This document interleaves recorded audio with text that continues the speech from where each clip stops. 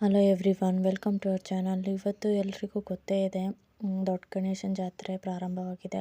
ಹಾಗಾಗಿ ನಾವು ಹೋಗಬೇಕು ಅಂತ ಅಂದ್ಕೊಂಡು ಇವತ್ತು ಸಿಂಪಲ್ ರೆಸಿಪಿ ಮಾಡೋಣ ಅಂತ ಏನಂತ ಬೆಳಗ್ಗೆ ತಿಂಡಿ ಶಾವಿಗೆ, ಹಾಗೆಯೇ ಮಧ್ಯಾಹ್ನಕ್ಕೂ ಪುಳಿಯೋಗರೆ ಮಾಡಿಟ್ಬಿಡೋಣ ಅಂತ ಅಂದ್ಕೊಂಡಿದ್ದೀನಿ. ಏನಕ್ಕೆ ಅಂದರೆ ತುಂಬ ಲೇಟ್ ಆಗಿಬಿಟ್ರೆ ಕಷ್ಟ ಆಗುತ್ತೆ ಅಂತ ಹಾಗೆ ಮಾಡಿಟ್ಟೆ. ಇವಾಗ ಬೆಳಗ್ಗೆದ್ದು ಶಾವಿಗೆ ಬಾತ್ ಮಾಡೋಣ ಅಂತ ಹೇಳ್ಬಿಟ್ಟು ಶಾವಿಗೆ ಎಲ್ಲ ಹುರ್ಕೊಂಡು ಹಾಗೆ ಒಗ್ಗರಣೆ ಹಾಕ್ಕೊಂಡು ಮತ್ತು ಎಲ್ಲ ತರಕಾರಿ ಎಲ್ಲ ಹೆಚ್ಚಿಟ್ಟಿದ್ದನ್ನು ನಾನು ಈ ಥರ ಎಲ್ರಿಗೂ ಶಾವಿಗೆ ಬಾತ್ ಮಾಡೋಕ್ಕೆ ಬರುತ್ತೆ. ಆದರೆ ಎಲ್ಲರೂ ತರಕಾರಿ ಹಾಕಿ ಶಿಮ್ಲಾ ಮಿರ್ಚು, ಗೋಡಂಬಿ ಎಲ್ಲ ಹಾಕ್ತಾರೆ. ನಾನು ಸ್ವಲ್ಪ ತರಕಾರಿ ಹಾಕೋದು ಕಡಿಮೆ, ಶಿಮ್ಲಾ ಮಿರ್ಚ್ ಹಾಕ್ತೀನಿ, ಬಟ್ ಗೋಡಂಬಿ ಎಲ್ಲ ಹಾಕೋದು ಕಡಿಮೆ. ಇದು ತೊಗರಿಕಾಳು ಹಾಕಿದ್ದೀನಿ. ಈ ಥರ ಸಿಂಪಲ್ಲಾಗಿ ಶಾವಿಗೆ ಬಾತನ್ನು ಮಾಡಿದ್ದೀನಿ. ತುಂಬಾ ರುಚಿಯಾಗಿದೆ, ತುಂಬ ರುಚಿಯಾಗಿ ಬಂದಿದೆ. ಹಾಗೆಯೇ ತುಪ್ಪದಲ್ಲಿ ಮಾಡಿರೋದ್ರಿಂದ ತುಪ್ಪದ ಪರಿಮಳ ಅಂತೂ ತುಂಬಾ ಘಮ ಘಮ ಅಂತ ಕೊಡುತ್ತೆ.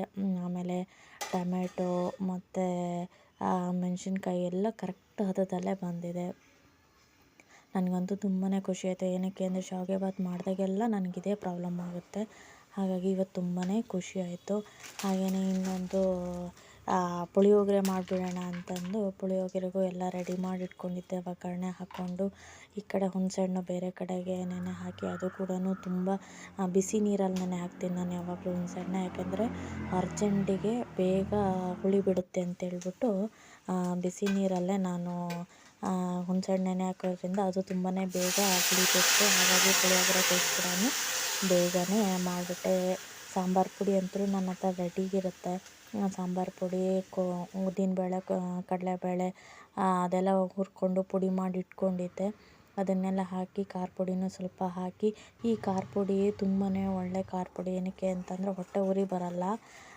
ನಾನು ಪ್ರತಿ ಸರಿನೂ ಖಾರ ಪುಡಿ ಹಾಕೋದಾದರೆ ನೀರಿಗೆ ಹಾಕಲ್ಲ, ಎಣ್ಣೆಯಲ್ಲಿ ಮಿಕ್ಸ್ ಮಾಡಿಬಿಟ್ಟೆ ಹಾಕ್ತೀನಿ. ಏನಕ್ಕೆ ಅಂದರೆ ಹುಳಿ ಸಾರು ಮಾಡಬೇಕಾದ್ರೆ ಅಸಿಡಿಟಿ ಬಂದು ಹೋಗುತ್ತೆ ಅಂತೇಳ್ಬಿಟ್ಟು ನಾನು ಫಸ್ಟು ಎಣ್ಣೆ ಅಥವಾ ತುಪ್ಪದಲ್ಲಿ ಖಾರ ಪುಡಿ ಹಾಕಿ ಮಿಕ್ಸ್ ಮಾಡಿಬಿಟ್ಟೆ ನಾನೆಲ್ಲ ಸಾಂಬಾರಿಗೆ ಮತ್ತು ಯಾವುದೇ ಒಂದು ಖಾರ ಪುಡಿ ಯೂಸ್ ಮಾಡಲ್ಲಾದರೂ ನಾನು ಹಾಗೆ ಮಾಡ್ತೀನಿ. ಬಟ್ ಈ ಖಾರ ಪುಡಿ ಮಾತ್ರ ಸ್ಪೆಷಲ್ಲು. ಇದು ಕಲರ್ ಚೆನ್ನಾಗಿ ಬಿಡುತ್ತೆ, ಒಳ್ಳೆ ಟೇಸ್ಟ್ ಕೊಡುತ್ತೆ. ಹಾಗಾಗಿ ಇದನ್ನು ಹಾಗೆ ಹಾಕ್ತಾಯಿದ್ದೀನಿ. ಆ ಪುಳಿಯೋಗರೆ ಗೊಜ್ಜು ಕೂಡ ತಯಾರಾಯಿತು. ಹೀಗೆ ಉಪ್ಪಿಟ್ಟು ತುಂಬ ಚೆನ್ನಾಗಿ ಬಂದಿದೆ. ಹಾಗೆಯೇ ಪುಳಿಯೋಗರೆ ಗೊಜ್ಜು ಕೂಡ ತುಂಬ ಚೆನ್ನಾಗಿ ಬಂದಿದೆ. ಈ ಉಪ್ಪಿಟ್ಟು ಮತ್ತು ಪುಳಿಯೋಗರೆ ಎಲ್ಲ ರೆಡಿ ಮಾಡ್ಕೊಂಬಿಟ್ಟು ಒಂದು ಹಂತದಲ್ಲಿ ನಮಗೂ ಸಮಾಧಾನ. ಎಲ್ಲಾದರೂ ಹೊರಗಡೆ ಹೋಗಬೇಕು ಅಂದಾಗ ಮನೇಲಿ ಅಡುಗೆ ಇದೆಯಪ್ಪ, ಬಂದ ತಕ್ಷಣ ಏನಾದರೂ ತಿನ್ಬೋದು ಅಂತ ಸಮಾಧಾನ ಇರುತ್ತೆ. ಹಾಗಾಗಿ ಸ್ವಲ್ಪ ನಾನು ಬಾಕ್ಸಿಗೂ ಕಟ್ಕೊಂಡೋಗಿದ್ದೆ. ಅಲ್ಲೆಲ್ಲ ಬೇಕಾದರೆ ಹಸಿವಾದರೆ ಮಕ್ಕಳಿಗೆ ತಿನ್ಸಿಕ್ಕಾಗುತ್ತೆ ಅಂತ ಅಂದ್ಬಿಟ್ಟು. ಮಕ್ಕಳು ಹಸಿವಾದ್ರೆ ಮತ್ತು ಅದು ಇದು ತಿನ್ಕೊಂಡು ಇರ್ತಾರೆ ಅಂತ ಎಲ್ಲೂ ತುಂಬಾ ತಿಂದ್ವಿ. ನಾನು ತೊಗೊಂಡೋಗಿದ್ದೇನೂ ತಿನ್ನಲೇ ಇಲ್ಲ. ಮಕ್ಕಳು ಬರೀ ಅಲ್ಲಿ ಸಿಗುವಂತಹ ಯಾವುದಾದ್ರು ಪದಾರ್ಥಗಳನ್ನೆಲ್ಲ ತಿಂದರು, ಸೋಡಾ ಕುಡಿದ್ರು. ಮಕ್ಕಳಿಗಂತೂ ಆಟಿಕೆ ಸಾಮಾನಂತೂ ತುಂಬಾ ಚೆನ್ನಾಗಿ ಬಂದಿತ್ತು, ಲೈಟಿಂದೆಲ್ಲ ಬಂದಿತ್ತು. ಬಟ್ ನಿಮಗೆ ಗೊತ್ತೇ ಇದೆ ಮಕ್ಕಳ ಕೈಗೆ ಎಷ್ಟು ದಿನ ಬರುತ್ತೆ ಅದು ಆಟಿಕೆ ಸಾಮಾನು ಅಂತಂದು.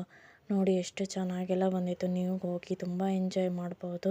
ಹಾಗೆ ಮಕ್ಕಳು ಕರ್ಕೊಂಡು ಹೋಗೋರು ತುಂಬ ಹುಷಾರಾಗಿರಿ. ಆಮೇಲೆ ಎಣ್ಣೆ ತಿಂಡಿಗಳು ತುಂಬಾ ಬಂದಿದೆ, ಹುಷಾರಾಗಿ ತಿನ್ನಿ ಅಂತ ಹೇಳ್ತೀನಿ. ಮಕ್ಕಳಂತೂ ತುಂಬಾ ಎಂಜಾಯ್ ಮಾಡ್ಬೋದು. ಆ ಥರ ಆ್ಯಕ್ಟಿವಿಟೀಸ್ ಅಂತೂ ತುಂಬ ಚೆನ್ನಾಗಿ ಬಂದಿದೆ.